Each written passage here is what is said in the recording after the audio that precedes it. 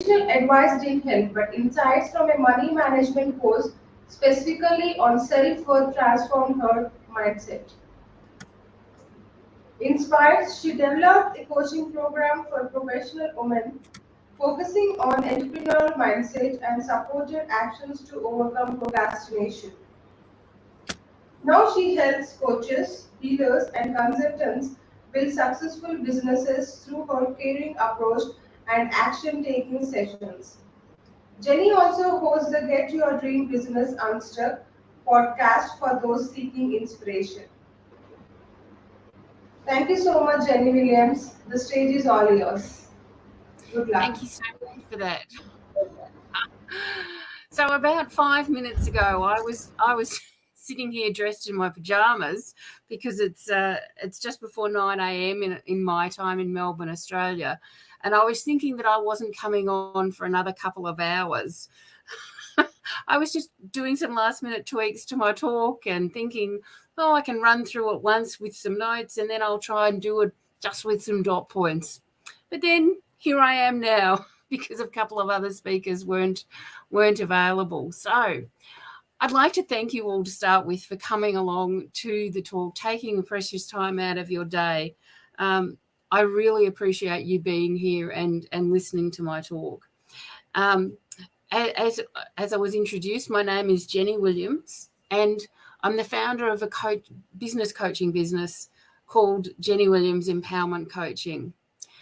And before I get into the talk, I'd like to say why this is important to me, which you got a little bit of the backstory there.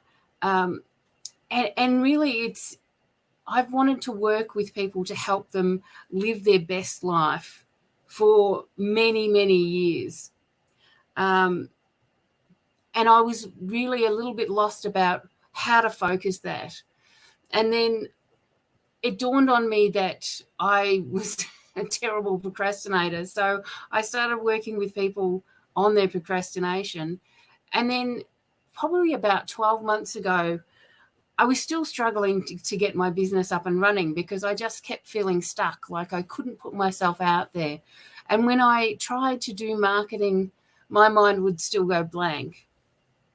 But then I did, of all things, a money mindset course. And this led me to focus on valuing myself, valuing my knowledge, and valuing my skills and experience in a way that I'd never done before. And this helped me realize that this was the thing that was missing. This was the thing that was holding me back. This was what was making me procrastinate. This was what was making my mind go blank. So for many years, I've had imposter syndrome, although I didn't know what it was until a couple of years ago. I think it's become more readily available knowledge in recent years. But if you haven't heard of it, it's where you feel like a fraud, where you're secretly and deeply afraid that if you put yourself out there, anyone who will be exposed to you will think you're not genuine, you're not good enough, you're not old enough, you're too old, you don't have enough experience, you don't have the right experience, whatever it is, you're afraid that other people will judge you harshly. And like, this was a terrifying thing to me. But when I started valuing myself, when I started valuing my knowledge, that fear didn't quite evaporate, but it became a lot less. And I realized that here I was. As was mentioned, I have a psychology degree. I trained as a trauma counsellor and worked and got paid as a trauma counsellor. I worked with many general trauma and then people who were victims of sexual assault. And then I worked in prisons for a few years rehabilitating people. So I had a lot of experience as a trauma counsellor. But when it came to in 2017 trying to start my business, I'd never run a business before. And all of a sudden it was like, oh my God, I don't know what I'm doing. Like, I went into it thinking all that experience I have would be so useful and would be so valuable, and I'd make such a good coach.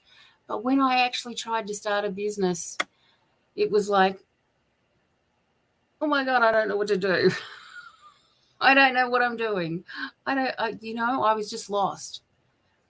And I think there's probably a lot of women out there who, like me, were stuck in a job they weren't enjoying anymore. They were feeling like, I don't want to be here. I want to be doing more with my life. I want to be out there helping people. And you may even be sitting there thinking, I've got useful knowledge. I've got useful experience. You may even have a specific idea of what it is you want to do to help those other people. But when it comes to actually starting a business, you're going, I don't know what to do. Or, oh my God, people are going to attack me. And that was a real fear of mine. So when like 12 months ago, I was still struggling, but since then I've got my business up and running, and I'm posting on social media on a reasonably regular basis. And I've got a podcast that I've been putting out weekly since May. So I'm genuinely over that procrastination phase. I still have little bits of procrastination. I definitely do. But I'm so much more capable of dealing with it now. And I don't get that feeling of stuck. I don't get that feeling of, oh my God, I don't know what to do. Oh my God, my mind's gone blank. I've got all this knowledge in there and I can't access it. So that's really what drives my business and drives my reason for being in my business, and why I wanted to come to this conference and speak about what I've learned about overcoming this issue. So what I'm wanting to talk to you today about really is about the procrastination and what's holding you back from taking action on starting your business. So firstly, I want to talk about procrastination in general terms. And then I want to define what I believe procrastination is. I'll also want to look at the relationship between imposter syndrome and procrastination. Before I get into talking about entrepreneurial procrastination specifically, because I think there's that additional element there of starting a business that really feeds into your procrastination. Now, particularly over the years since 2017 and starting my business, I've spent a lot of time looking for a solution to procrastination. I've read many books. I've gone to webinars. I've done online courses. I've read blogs. I've read posts. I've joined groups. I've done all manner of things. And particularly from mentors teaching me coaching, the most common thing people told me was, just take action. And seriously, it just didn't work for me. And the problem with this solution, and really there's two problems with this solution. The first one is that it implies, if your solution is taking action, it implies the procrastinator is doing, well, pretty much nothing. They're not taking action at all. But nothing could be further from the truth, really. It kind of conjures a pictures for me of the procrastinator lying back on the couch with their head on a pillow and their hands behind their head, feet up, and they're just like daydreaming. And it's just not the case. This is not what procrastinators are actually doing. But this makes procrastinators feel like other people think that they are lazy, that they're not taking action because they can't be bothered. That if they were just to put a little bit more effort in, they'd be all fine. Everything would be okay. If they were just braver, they'd get over whatever it is bothering them, and it'd be okay.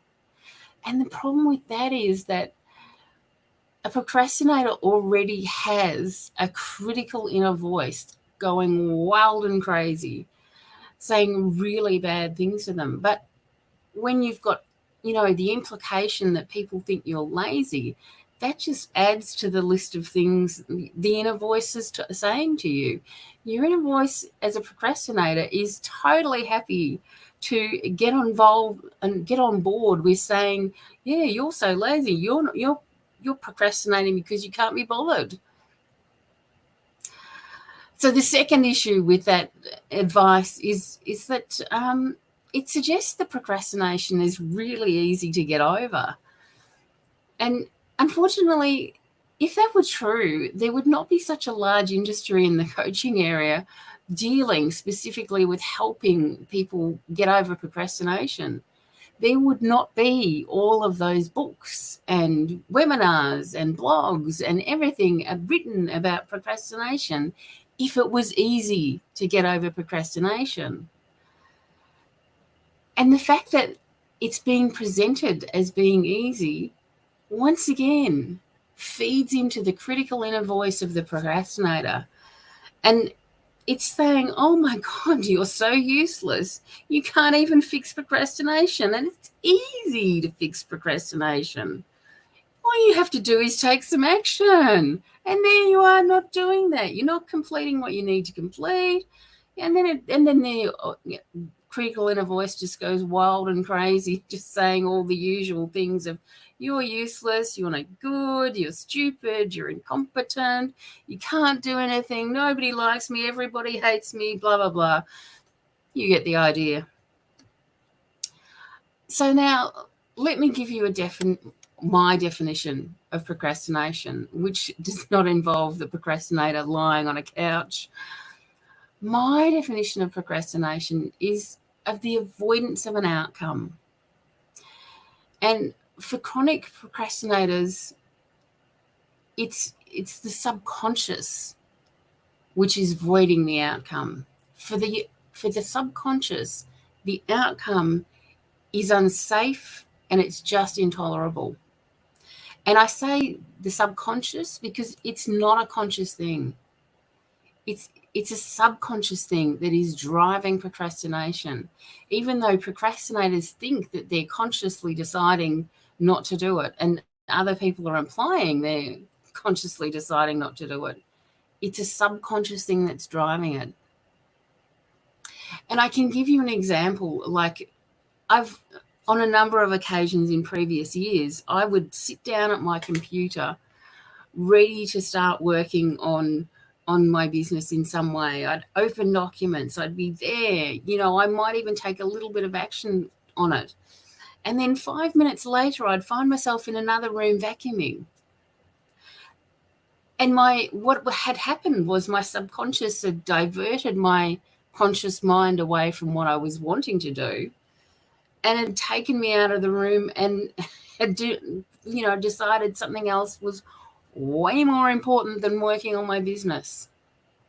It was just my subconscious protecting me from something it thought was not safe.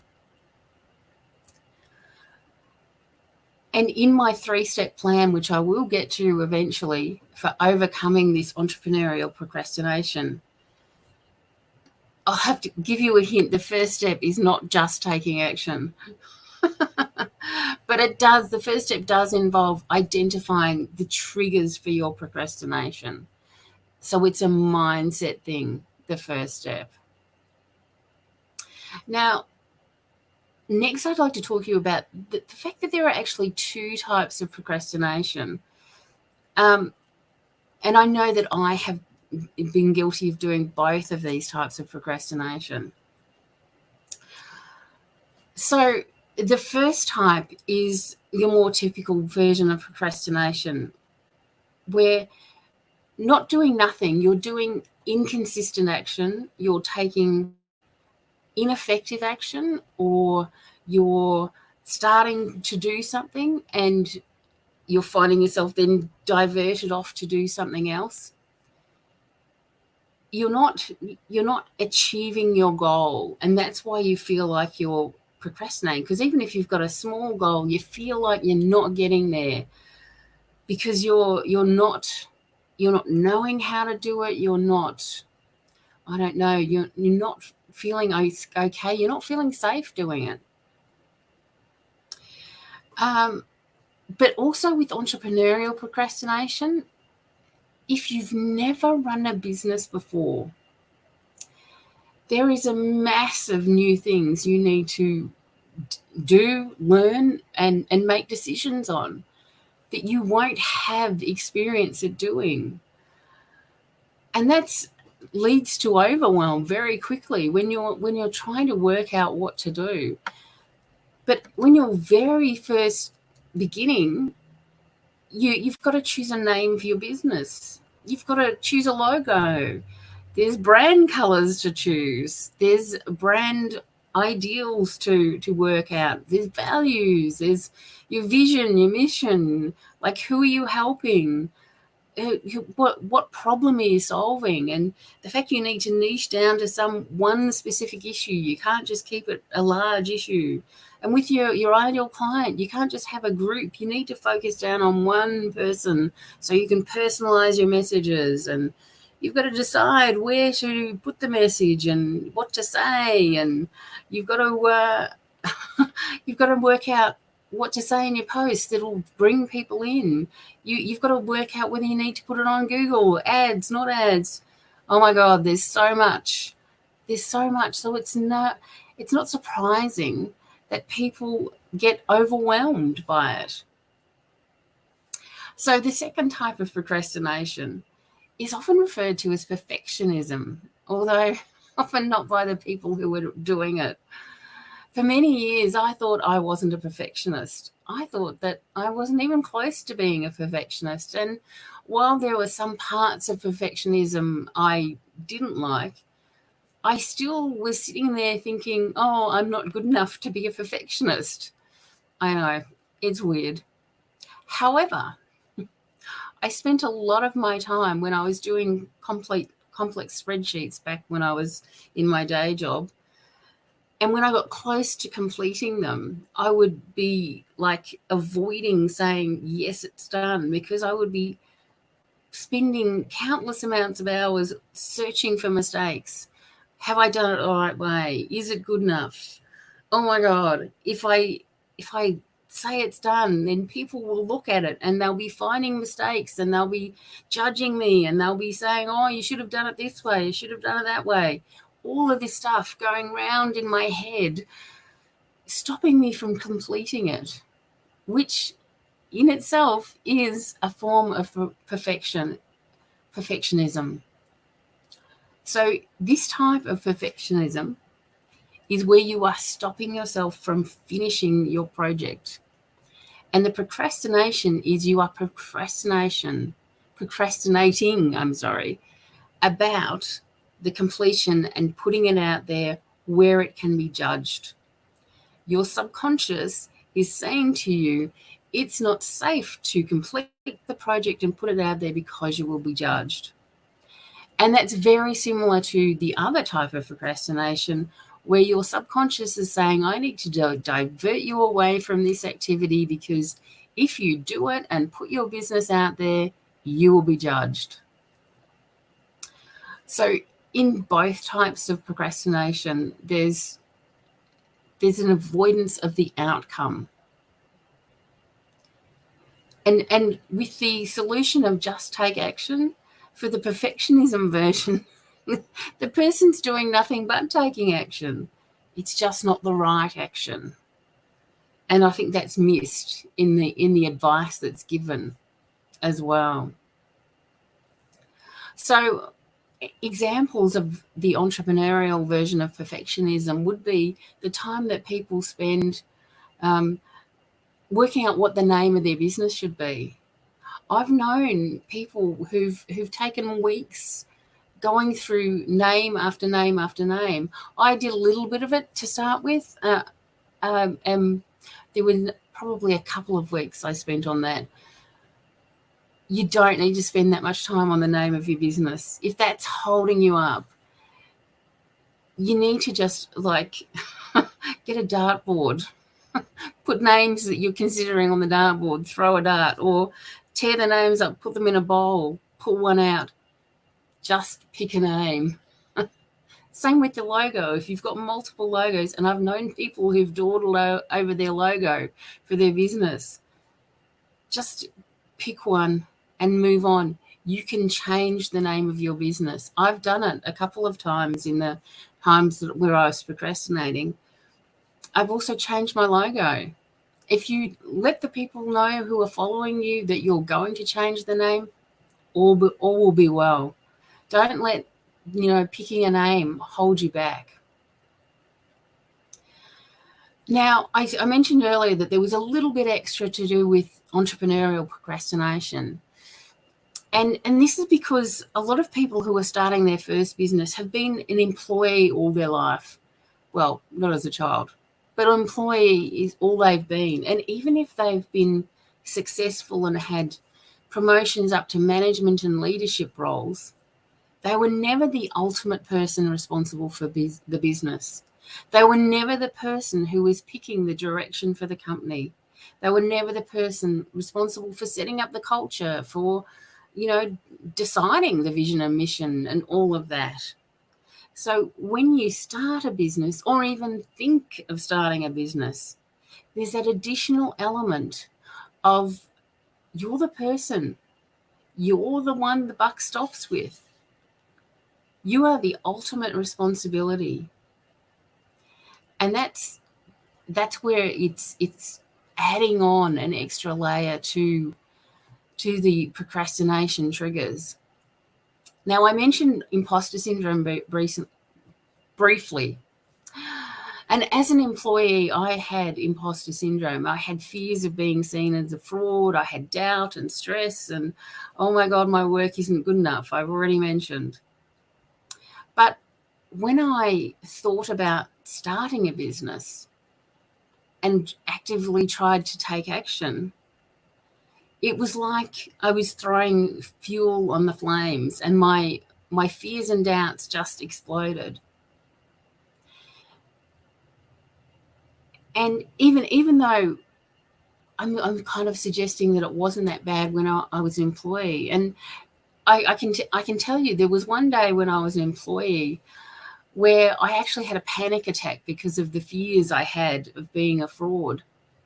And even though I was surrounded by psychologists because they were my peers, they didn't work out that I had a panic attack, and they sent me off to the hospital, the emergency department, because they thought I was really unwell. That's how bad the panic attack was. I mean, the doctors only took a couple of minutes to realize that it was a panic attack, and they referred me off to a psychiatrist, and I didn't really like him, but ironically then went to a psychologist, and that psychologist helped me with the issue. But as bad as that was, it was nothing to what I felt when I tried to step into that extra role of being the responsible party for a business. And that may be something similar for you. I don't know. The good thing about it, though, is that experience has been invaluable to me in what I'm doing now. And it's a whole part of what I'm providing to you here. So if you have something similar and you work out how to process it, own that issue that you've had. That can be a major part of the business. It can be a major part of what you tell people in your posting, in your stories, in your speaking. So I invite you to own whatever issues you have and be proud of them, even if they're at the time that you were ashamed of them and felt bad. When you go to the step of owning them and you can share them and talk about them, they are an invaluable resource. So getting onto the steps, because I've got my phone down here telling me I've only got 5 minutes left. So step one, is identifying the triggers for your procrastination. And it maybe you look at an employee mindset. What have you got that's leaving you thinking I need to be an employee? Is there a fear of rejection, fear of being a fraud, fear of being a failure? There's all manner of fears that can be holding you back. The fear of, you're putting your business out there and people judging you, judging your idea. I think I've mentioned people suggesting you're too young, too old, whatever it is. So step one is identifying those fears. And this may be stuff that comes back from your childhood. This may be people, adults, responsible adults, saying things when you were feeling proud of yourself and they've said something which has swept the carpet out from under you and you're left feeling, oh my God, I'm not good enough. And it's so easy to do to a child. It really is. So moving along, because my time is disappearing, step two is about processing those fears and limiting beliefs once you've identified them and work towards having an entrepreneurial mindset. So having that awareness that you're the responsible party and owning that. And really important, one of the big parts of being an entrepreneur is being able to accept mistakes and things going wrong, things not working out the way you want them to. Thinking you're going on as a speaker at 11 a.m. and you're speaking at 9 a.m. Things don't always work out the way you want them to. And as an entrepreneur, it's really important to learn that mistakes will happen and things that you try with your business won't go the way you wanted them to, and you need to accept that is a way of life as a business owner, as an entrepreneur. So that's a big part of step two is being able to step out of your comfort zone, even just a little bit to start with, to take a little bit of a risk and know that it's not necessarily going to be exactly the way you want it to, and take it on board anyway and learn and grow from the experience. So the third step is, in fact, where we finally get to action. Yes, there is an action step, but my third step is a supported action-taking step. Rather than you just floundering along saying, oh my God, I don't know what to do here and there, get some advice. Make connections with people who are entrepreneurs. So even if it's just a peer group of entrepreneurs, because a lot of people, when they start a business, they say this to their family or friends or, people they know on social media, and they get a bad reaction. They get a lot of hatred and, you're not good enough. You don't know anything, whatever it is. But when you say you're putting yourself out there, it can trigger a response from people who don't actually know anything about being an entrepreneur. It's so common. So you need to find people who know what it's like to be an entrepreneur and to, connect with those people. Ideally, find mentors that you can have who can give you the guidance that you need, so you know what steps to take in what order and what to spend time on and what to spend a couple of minutes on picking a name out of a bowl. That's really important. And I'm assuming I'm about to run out of time, so I'll try and finish up now. Just really the three important steps are, firstly, identify what's triggering your procrastination. That's a really important step. Know why it is you are procrastinating. What is your subconscious afraid of? That's a big first step. Then process it and start implementing things that will help you develop an entrepreneurial mindset. And then step three, take supported action rather than just take action. Find people you can bond with who know what you're going through to support you. find mentors who can give you guidance. I'd like I don't think I've got time for questions, unfortunately. So thank you very much for everyone listening to me. I hope that was helpful to you and in some way, and that you can go out and start your business and get yourself going. Oh, look, there are comments on the side there. I didn't know.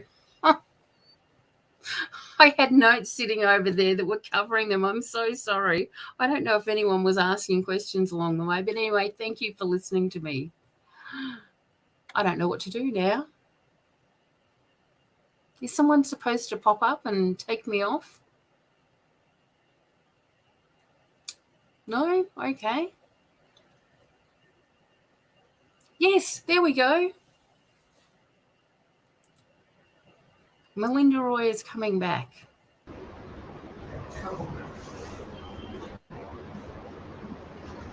Thanks so much. Yeah, hi. Thank you so much, Jenny Williams, for the enlightening speech today. So here is a question from our audience.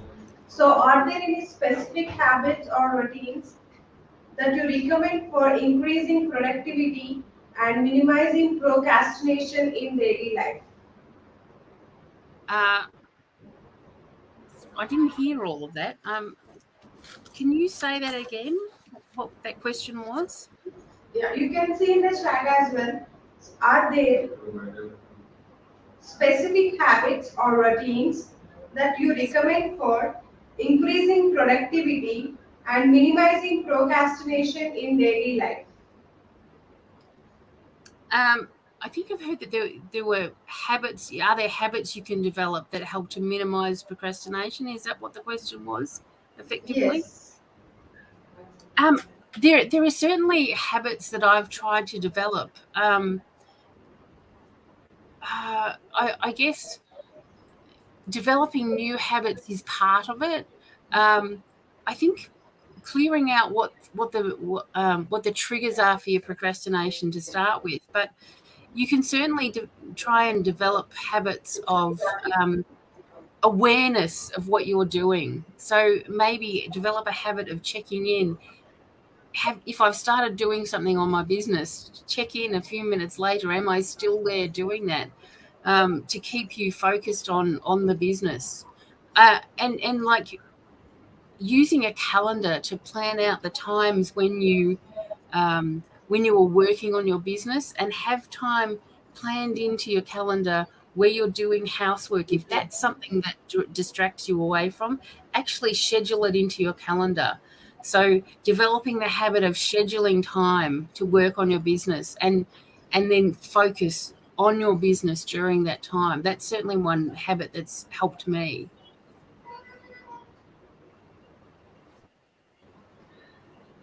Thank you, Jenny, for the. Okay. Thank you, Jenny Williams, for joining this event and sharing your presentation with the audience. So let's move on to the another speaker, Lisa. So, ladies and gentlemen, please join our next speaker, Lisa.